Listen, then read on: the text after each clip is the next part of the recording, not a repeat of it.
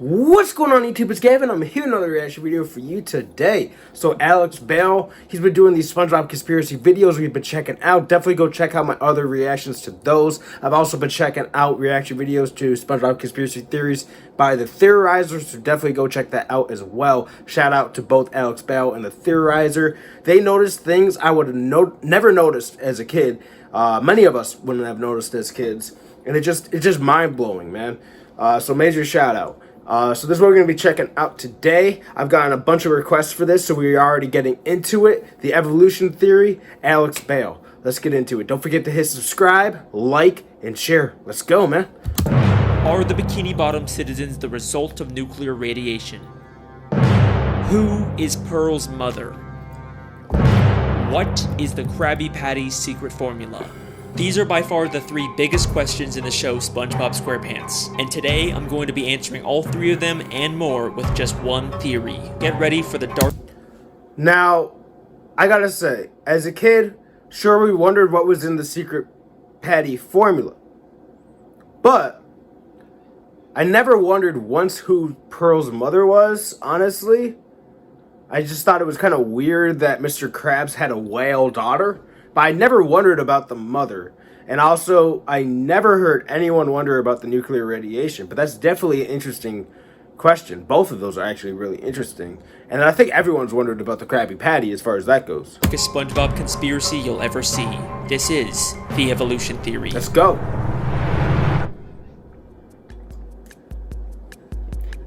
We're back with another SpongeBob conspiracy. Guess I'm the SpongeBob guy now. That's all I make. You guys sure love these SpongeBob theories. I checked out all those videos, so definitely go check them out, like I said. Bale out with another video. The makers of SpongeBob interfere. Why the hell does he have tinfoil on his head? Bro, that's not cool. That's weird. To put in their own message. To brainwash you people. Squilliam sends the doctor in. He's not really a doctor. He's just trying to infiltrate. That little round thing on his head. Get the tinfoil off your head. Thank God for Bale. Look at that. He's helping me. Why do you have tinfoil on your head? That is awesome. Maybe some of you love them a little too much. You know, I got other videos, right? I make films and stuff too. Anyone want to watch those? Anyways, by far the most popular SpongeBob theory out there is the Bikini Atoll nuclear radiation theory. It's pretty simple. It's been confirmed that Bikini Bottom is actually beneath a real-life place called Bikini Atoll. From 1946 to 1958, the United States did nuclear tests there, devastating the area and leaving it radioactive even to this day. The theory states that the reason why the citizens of Bikini Bottom can talk and have formed advanced societies is because of mutations caused by these nuclear tests. And that's about the whole theory. Even though there's tons and tons of videos about it, none of them actually go in depth with it or really look through the show for evidence. But y'all know that if Bale is making a theory on it, then it's not going to be some baby surface level analysis. I will watch every single episode of... Facts. Like I said, Bale, the things this man has noticed has just been insane. Like, it has just blown my mind. Him and the Theorizer, man, both fantastic channels. Definitely go check them both out. SpongeBob. I will read every page of the goddamn Wikipedia. If I'm making a theory on it, then you guys know it's gonna be good. And once I really started looking into this theory, I realized that there is so much more here than anyone thinks. Get ready, because today we're going to be solving the biggest mysteries in the history of SpongeBob SquarePants and changing the way you look at the entire show. So without further ado, let's begin the theory.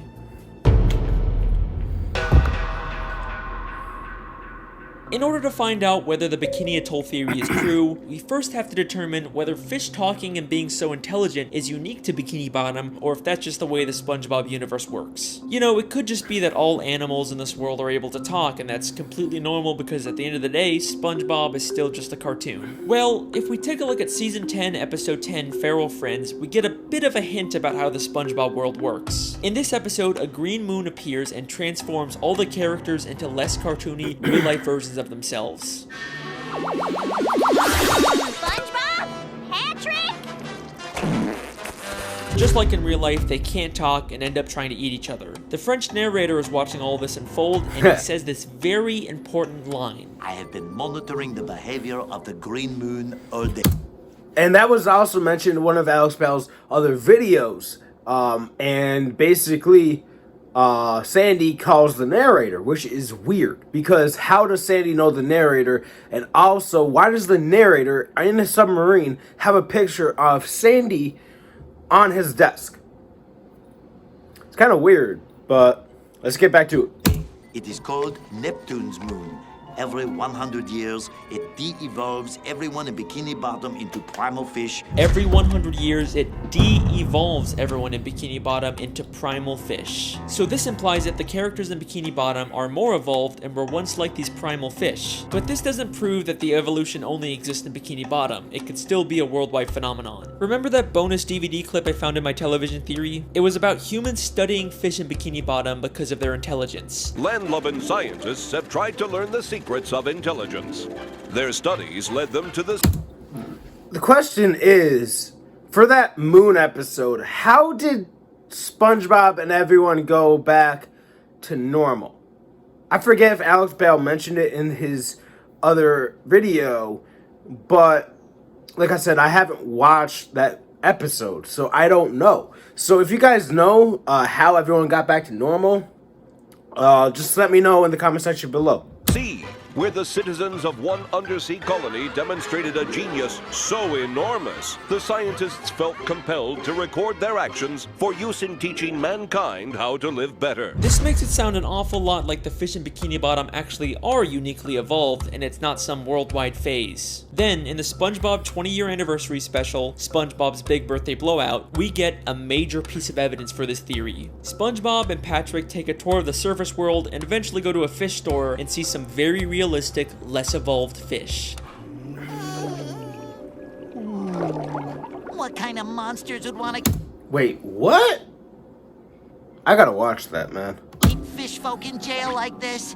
They're so beautiful. They can't talk back to SpongeBob and Patrick, and they're actually able to swim freely through the water instead of being affected by gravity. They are clearly showing us that both evolved and primitive fish exist in this universe at the same time. Now, sometimes we've seen Bikini Bottom characters represented as realistic fish like this, but only when they're out of water, never while they're still in water like these fish. We even see this again in the beginning of the third SpongeBob movie, Sponge on the Run. The movie opens with a coral reef full of these realistic primal fish, but eventually we get to Bikini Bottom where the more evolved fish live. So there you go, direct proof that the citizens of Bikini Bottom are uniquely evolved. This is a very deliberate world building choice for the creators to make. So I guess that kind of confirms the Bikini Atoll theory. Theory confirmed! We did it! Woo! Well, Cool. Let's hold on for a second. As much as I'd love to call this theory complete, there's actually one major piece of evidence that gives me some resistance. Something I've never seen anyone else bring up when talking about this theory. Prehistoric Bikini Bottom.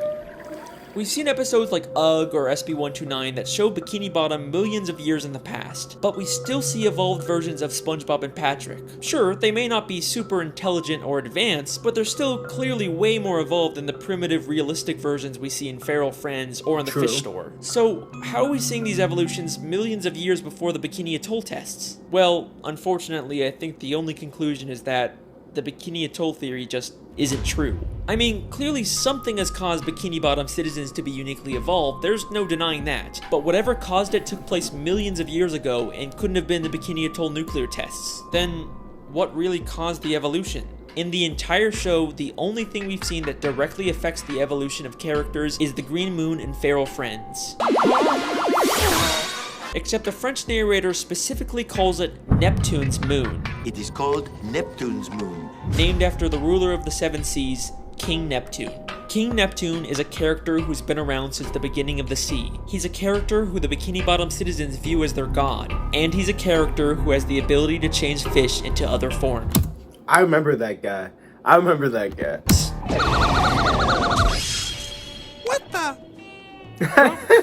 King Neptune used his magic to turn the fish of the sea into more evolved subjects for him to rule over. He's the one who's been behind it all this time. Now, I could spend this entire video talking about King Neptune and his weird continuity and contradictions in the show, but I'll save that for another theory. What I'd much rather talk about are the implications of having evolved and primitive fish coexisting in the sea. Now, we know that this evolution isn't specific to just Bikini Bottom. We've seen different cities and places far across the ocean that still have talking fish, which makes sense because the marine life in Bikini Bottom has evolved to resemble humans, so it's no surprise that just like humans, they've expanded beyond Bikini Bottom and colonized other areas of the sea. But now, I have an interesting question for you. What is the relationship between evolved fish and primitive unevolved fish? Well, they probably just peacefully coexist in the sea without bothering each other. You know, just like real-life humans and animals. Wait a second.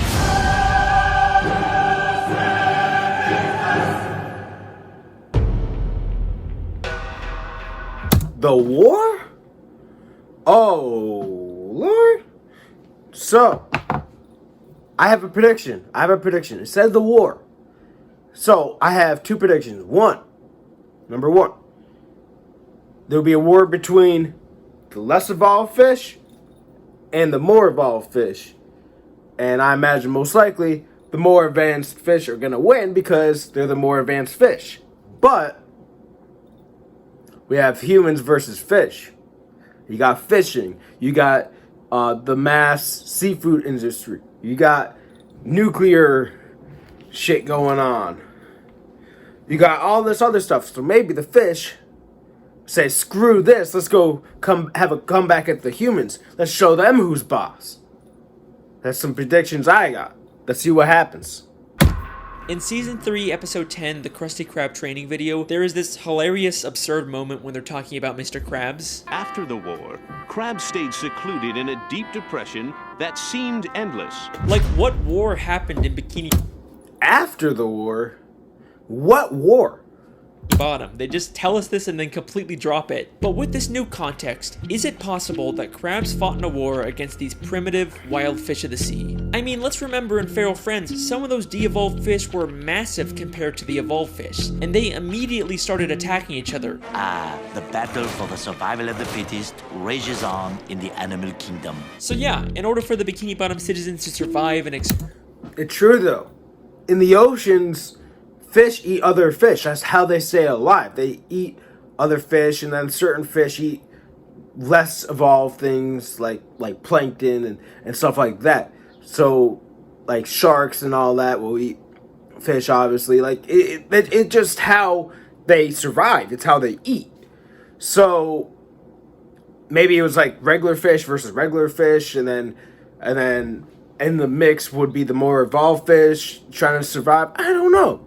Let's go find out. They would probably break into some kind of war. And from the sounds of it, this war must have been pretty brutal to put Mr. Krabs into such a deep depression. But I'm getting ahead of myself. Is there actually any evidence that proves the war Mr. Krabs fought in was specifically this evolutionary war? Well, through the few flashbacks we get, we know that Mr. Krabs served in the Navy. And yes, they were sailing ships on an ocean, even though they're already underwater. This is actually a real-life phenomenon where certain parts of the sea can have a higher level of salinity, and it looks like an underwater ocean. Shout out Miss Parks, my high school marine biology teacher. We also know from maps of Bikini Bottom that the Hey, shout out to Miss Parks. That was actually my next question, but Alex Bale answered it for me. town is surrounded by this underwater ocean. So that places Mr. Krabs' war outside of Bikini Bottom where this evolutionary war would have to take place. Then if we take a look at Mr. Krabs' home, we see it is full of memorabilia from his past days in the Navy. But hidden within here is something that will absolutely blow your mind and answer one of the biggest questions in the show. What's that? Hanging there on his wall is a picture of a massive whale next to a ship. You don't think that could be... No, it can't be. Pearl's mother?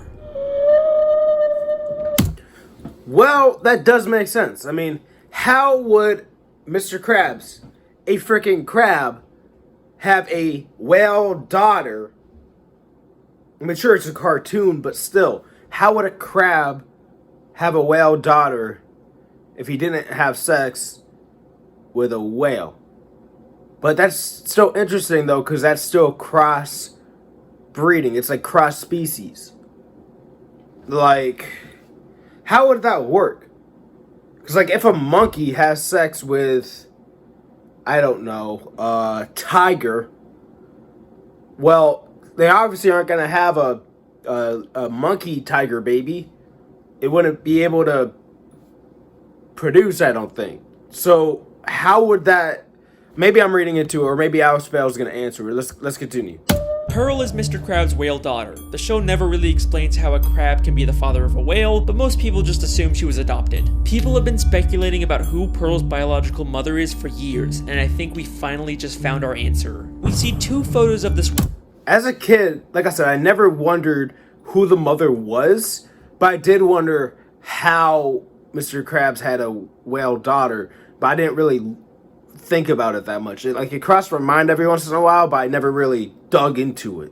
Whale on a ship in season 3 episode 9, just 1 episode before we find out Mr. Krabs fought in a war. Since this is among all of Mr. Krabs' Navy stuff, I think we can assume that this is something he encountered and not just some random picture of a whale on a ship above the ocean. The whale is massive compared to the ship. We've seen adult whales in Bikini Bottom before, but they are nothing compared to the size of this whale. This has a much closer resemblance to Pearl when she de-evolved in Feral Friends and became massive. So this has to be an unevolved Mr. Krabs likes the big ones, huh? primitive whale, and the picture clearly shows them fighting. Not only does this prove that there was a war between evolved and primitive fish, but Mr. Krabs definitely fought in it. But this also implies something very dark. Mr. Krabs killed Pearl's mother. What? The only direct reference we get in the show to Pearl's mother is one of Mr. Krabs' Well, that's gotta be damn impressive for Mr. Krabs, who's way, way, way smaller than that whale, to kill the whale. many sayings, Mother of Pearl. Mother of Pearl! Mother of Pearl! Holy Mother of Pearl! He uses it in place of something like holy crap or dear God, only saying it when something truly shocking or terrible happens, because he knows the terrible I remember him saying that. thing that happened to Pearl's mother. Why did Mr. Krabs go into such a deep depression after the war? Because he's haunted by what he's done. And also, Mr. Krabs, he might have PTSD. Because look how many soldiers have PTSD from wars. So he might have PTSD from killing Pearl's mother and maybe feeling the constant guilt. Because a lot of these soldiers, not only do they feel PTSD, but a lot of them feel survivor's guilt and regular guilt about the people that they've killed. Because they have trouble living with the fact that they killed another being. And the smoking harpoon to prove it is right there on his wall. So, that leaves us with an important question. Why did he adopt Pearl? After he killed her mother, he probably realized she had an infant daughter who had the evolutionary genes. Instead of leaving her to die, he adopted her as his own, all while keeping the dark secret that he was responsible for her mother's... What? What? No. I mean, I guess it makes sense. It makes more sense than if Mr. Krabs had sex with a whale, because, like I said, that would be cross species. I don't think that would be able to give birth. But that shows Mr. Krabs is a stand-up guy if he's willing to take care of the kid. But wouldn't also looking at Pearl be a constant reminder of the fact that he killed the mother? Like, wouldn't that be haunting every time he looks at Pearl? And wouldn't that be hard to hide the fact that he killed the mother to Pearl? Most likely for forever, because let's face it, if Pearl finds that out, she probably won't even talk to Mr. Krabs again. Or at least not for a long time if she ever does. Damn. That's crazy, man. That's crazy, but it shows Mr. Krabs is a stand-up guy. Death. Woo! Childhood ruined yet? Well, don't worry, there's still time for this theory to get even worse. Now's your chance to remove yourself before things get really dark. Oh no, we in for it, man. We in for it. I'm not letting y'all down. We stay until the end of the vid. Let's go. Still here? Okay, so here's a fun question. What's the deal By the way, if you guys are still here, leave a like. with all the pets in Bikini Bottom? How come most fish are basically humans, but a snail or a worm acts like a pet? Well, just like humans have domesticated wild animals, it should be no surprise that evolved fish have domesticated primitive fish as pets. Unlike the massive primitive fish that the Bikini Bottom citizens had to go to war with, there's also smaller primitive fish like jellyfish, snails, spirit worms, seahorses, and clams that the Bikini Bottom citizens were able to form a symbiotic relationship with. Aww, and I thought you said this was gonna be the dark part, Alex. They're living peacefully together. That's nice. Okay, you got me. Here's another fun question. Where do the citizens of Bikini Bottom get their food? I mean, sure, some of it is plant-based, but there sure does seem to be an awful lot of meat-based food under the sea. I think you know where I'm going with this. The Bikini Bottom citizens eat What? No! So you're gonna tell me that the residents of Bikini Bottom are cannibals? Man, what in the Texas Chainsaw Massacre is this? primitive fish. Haha, it's not cannibalism if they're less evolved than you, right? There's no moral dilemma. Dude, that's like saying that a human, it's okay to eat another human if they have like a mental disorder, like Down syndrome or something like that. Man, that's still cannibalism. If a fish is eating another fish, that's cannibalism. If a chicken eats another chicken, that's cannibalism. If a cow eats another cow, that's cannibalism. You know where I'm getting at this, man. If any species eats its own, that's cannibalism. It doesn't matter how developed they are. It doesn't matter if they have any mental, cognitive issues. It's still cannibalism. There. In Season 3, Episode 13, we see direct proof of this when the characters go fishing for primitive clams. This is something completely normal in this world. And then there's the chum bucket, which sells chum. Chum. Chum is literally just ground up fish. The show isn't even hiding this. Now, we don't really see too much of the meat harvesting side of Bikini Bottom, and I'm not surprised they're keeping it on the DL. See, I knew that chum was fish as a kid. But the thing is I just assumed, because I never saw plankton have any customers, so I just assumed that fish wouldn't want to eat other fish. And then I also figured, you know, plankton, he never gets any customers. He never serves food. And he's so obsessed with getting the Krabby Patty formula that I just assumed that he never had food in the first place for the chum. So if someone showed up and they wanted a chum sandwich, he'd be like, oh, I don't know what to tell you, man. I don't have any chum. And if he does, that's some old chum, because that show's been on for mad long. I think I saw like one episode where people went to the chum bucket. So, that might be a little expired there, Plankton. You know, with the whole cannibalism thing, but there is one secret to making food that is kept more secret than anything in Bikini Bottom. The best kept secret in the entire show. You already know what I'm gonna say, the Krabby Patty secret formula. Throughout the show... No! Because that's never revealed on the show. At least not since I last watched the show. I haven't actively watched SpongeBob since I was a kid, admittedly so. But, what if the secret formula recipe that's so hidden is other fish? What if they're eating other fish without knowing that they're eating other fish? Unless Bikini Bottom's filled with cannibals that look at other fish and be like, damn, I want to eat you. What if they secretly have fish in their burgers? And what if that actual meat isn't a patty, it's a fish patty? So there could be either like a topping or an ingredient in the burger that is fish, or the patty itself could be fish. That's fucked up. That's like being, imagine you're at a grill, right? You're at a barbecue, and someone asks you, want a hot dog or a burger? And you say, I'll have a burger. And they're like, cheese or no cheese. I don't know why certain people, like, I understand if you're lactose intolerant, but like, I don't know why some people choose a hamburger when you could have a cheeseburger. But anyway, regardless of that, let's say you're like, I'll have a burger. And they don't tell you that they have human meat in that burger. That's fucked up. So there's been lots of contradictory evidence about the Krabby Patty secret formula. In Season 4, Episode 7, Mr. Krabs says it's an old family recipe. Your mother knows the Krabby Patty formula? Of course she does! It's an old Krabs family recipe! But in Season 5, Episode 1, apparently Mr. Krabs discovered it on his own by accidentally mixing random ingredients together. I've done it! I discovered the perfect patty batter! Sometimes it's a secret formula. Mr. Krabs, my guy, what are you wearing? The hell? But regardless of that's not a family recipe if you just threw a bunch of ingredients together, bro. You're just trying to throw plankton off. sometimes it's a book, sometimes it's a secret sauce, and any glimpse we get at the formula is just random nonsense. There is a ton of contradictory evidence out there, but I think this might all be intentional. In order to throw people off, Mr. Krabs has spread misinformation about the Krabby Patty formula. In fact, he's already done this in Season 3, Episode 18 by hiding a fake formula for Plankton to find that says he's the secret ingredient. Mixed together with the most important ingredient of all, 4 heaping pounds of freshly ground plankton?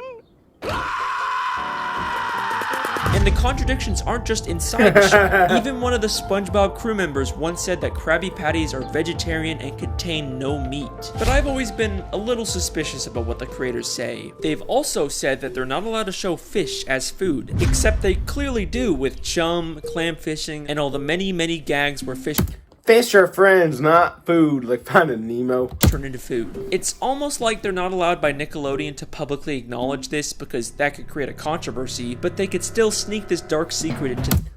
Now, fun fact about SpongeBob. Before SpongeBob was aired, it was actually originally supposed to be a more of an adult show, like Family Guy, or Simpsons, or like F is for Family.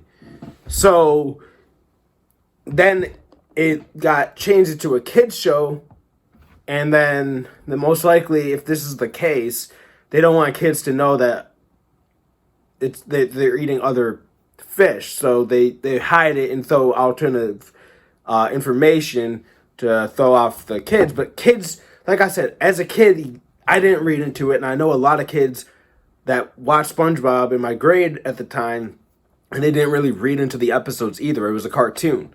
But like I said, Alex, Bale, and the Theorizer, man, they notice things that just mind-boggling. Show. So, what is the true secret ingredient? Where does the meat really come from? It's strange, we never really see Mr. Krabs get the meat delivered, or at least go out himself to get it. It's almost like he has all the meat he needs stockpiled somewhere. What primitive meat can Mr. Krabs have access to? Maybe he's been holding on to something from the war. What could Mr. Krabs have killed during the war that he doesn't want anyone to find out about? Something big enough to... No! I have a prediction, and this is crazy if I'm right. Pearl's mother. That's my prediction, man. If I'm right, I'm gonna have to walk out my door. That's too much. And you know what's really fucked up? Pearl has eaten Krabby Patty. So if that's the case, the Pearl has eaten her own mother. Oh no, I better be wrong. Let's see what Alex has to say. Supply him with meat for years without needing more. What could that be? You really gonna make me say it? Mr. Krabs is using Pearl's dead mother's carcass to make Krabby Patties. No, I was right! No, bro. Nope, I'm walking out my door. Nope.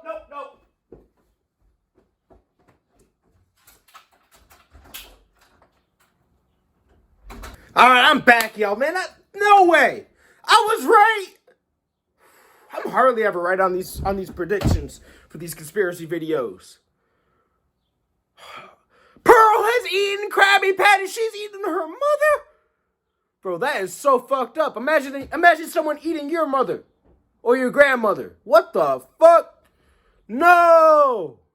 Woo! We did it! Yeah, we solved the mystery! We did it! I'm so glad! Season 1, Episode 15, Sleepy Time. Mr. Krabs has a dream that he's on a boat fishing for a massive dollar. This is his memory of killing Pearl's mother, except now all he sees her as is money. And take a guess what name he calls the dollar. What you doing, Mr. Krabs? Okay, now that's fucked up. So he's not having like PTSD or any struggle with it. He's looking back. It doesn't see her as a being that he killed. He sees her as value. That's like imagine you're in a world war, right? And you kill someone. You don't, and a lot of these people are in real life struggle with PTSD for killing someone, but you look at them and say, I want to eat you and serve you to other people. Oh my God, I don't want to think about that, bro. That's fucked up. That's disgusting. What the this is dark. This was a way darker video than I thought it would be. Now I see why I got so many requests to do this vid. Get Neptune's bucket! What are you talking about? I'm talking about cold hard flipping cash. It's the mighty Moby Dollar! Moby Dollar, a direct reference to Moby Dick, a story about hunting a whale. Are you kidding me? No, not Moby Dick. And that is the evolution theory. I warned you guys this would be a dark one. The Bikini Atoll theory, King Neptune, Pearl's mother, the Krabby Patty formula, we hit everything in this theory. Even if you don't agree with all of it, you gotta admit a lot of this makes sense. Eugene Krabs' aspirations for money. I noticed he played the song Crazy. Hey, if you listen to, I listen to everything, but if you listen to classic, like traditional country, you know the song that he's playing right now. But yeah, this video is crazy. Greed have caused him to do terrible, terrible things. At least his love for Pearl seems to be real, so maybe there's some small amount of good in him. And even though Pearl's mother probably provides tons of meat, eventually he's gonna run out and he'll have to face what he's done. Yeah, if Pearl dies before Mr. Krabs, he's gonna see her as value. Probably will serve fucking Pearl too. That's just, man, I lost all respect for Mr. Krabs, man. Well, unless of course there's another whale he has access to. Nope. Nope. No. Oh, what the fuck? I almost fell backwards out of my chair. No, I didn't want to be right about one prediction. I didn't want to be right about two. No. What if he's using Pearl? What if he raised Pearl for money? What if he sees her not as like a daughter, like an adopted daughter, but he sees her as money, where he knows, what if he killed the mother, saw her, thought, oh, I could use this for money, and then this little baby, I could grow up, and when I run out of money or run out of her, then I have another money source. Oh, no. I hate that I'm right. I hate that I'm right so far in this vid. Oh, no. Mr. Krabs wouldn't do that. He loves Pearl. He's not just raising her for Krabby Patty meat. Even Mr. Krabs isn't that much of a monster. From every side I've ever seen to the sweetest sound I've heard, I'd gladly give up everything for all the money that I've earned. Huh. Well, alrighty then, that's the end of that theory. Just gonna end it here before there's any more dark plot twists. You guys have been insanely supportive with these SpongeBob theories, so I guess I have to make more. I've been your host, Alex Bale. Thanks for watching. Wait for it. Wait for it.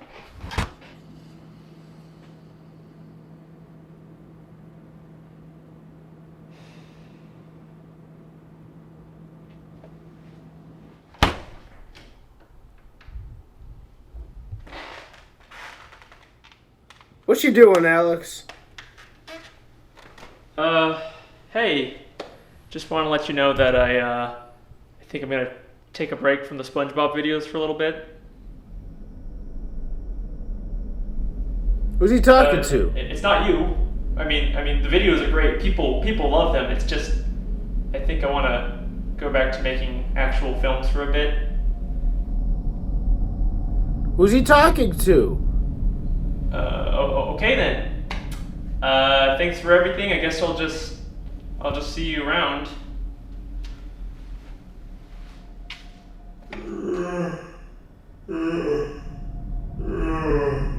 Who's that? When I found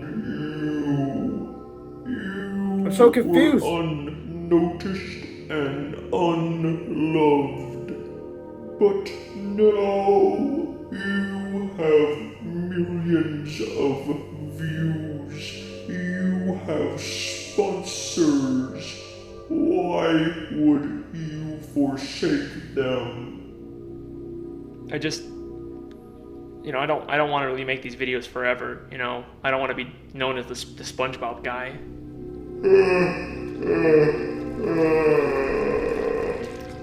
My boy. Who is it? You really think they will care about your little films? I am your muse. I have given you the gift of knowledge. If you wish to go back to anonymity, then be my guest. But I know who you really are.